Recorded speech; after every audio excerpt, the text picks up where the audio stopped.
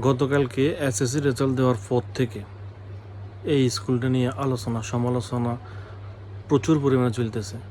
চায়ের দোকান থেকে শুরু করে গ্রামের মহল্লা থেকে শুরু করে অনলাইন পর্যন্ত, জাতীয় পত্রিকা পর্যন্ত এই স্কুলটা নিয়ে নিউজ হয়েছে।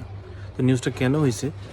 স্কুলের ইতিহাসে এই প্রথম আমার মনে হয় একজন ছাত্র পাস কারণে 100% ফেল করছে, যেটা বিগত 8-10-15 বছরের ভিতরে এরকম কোনো নিউজ নাই। আর যার কারণে একটু সমালোচনাটা বেশি হচ্ছে। এখন এই সমালোচনা করতে গিয়ে অনেকে কী করতেছে, শিক্ষকদেরকে ঢালাওভাবে দোষারোপ করতেছে। অবশ্যই এখানে শিক্ষকদের দোষ আছে, আমি মনে করি। আমি ছোট নগণ্য মানুষ হিসাবেই মনে করি যে শিক্ষকদের দোষ আছে, কারণ তারা তাদের ছাত্রছাত্রীদেরকে প্রপার মনে হয় গাইড দেয় নাই, ভালোভাবে পড়ায় নাই। এত ভালো ভালো শিক্ষক থাকার পরও একজন ছাত্র কেন তারা ভালোভাবে গড়ে তুলতে পারে না? এটা তো একটা প্রশ্ন থাকে। একটা সাধারণ মানুষ কিন্তু এই ধরনের একটা প্রশ্ন করবে, এটা স্বাভাবিক। এখন খালি যে স্যারদের দোষ আছে সেটা তো না, অভিভাবকটা কি ধোয়া তুলসী পাতা? একটা স্টুডেন্ট স্কুলে যায় কয় ঘন্টা থাকে?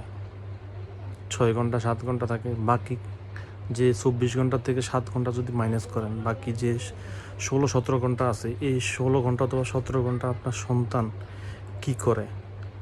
সে যে স্কুলে যায়, প্রপারভাবে যায় কিনা, অথবা স্কুলে যে পড়াগুলো দেয় এইগুলো ভালোভাবে পড়ে কিনা, অথবা কার সাথে আড্ডা দেয়, কী করে, সেগুলো তো অভিভাবকের খেয়াল রাখা দরকার, অবশ্য দরকার।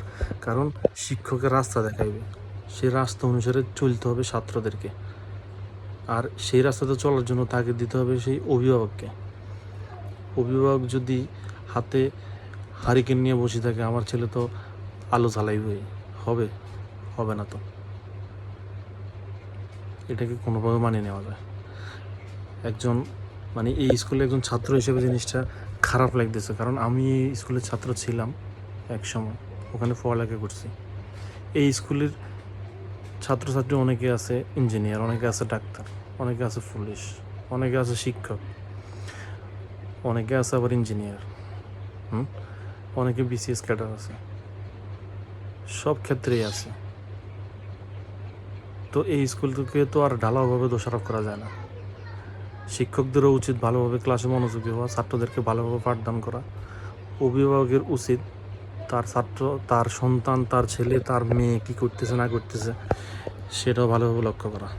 শুধু যে স্যারদেরকে ঢালাওভাবে দোষারোপ করবেন সেটা হয় না। এটা হচ্ছে আমার মতামত। আপনার সাথে আমার মতামত মিলতেও পারে, নাও মিলতে পারে।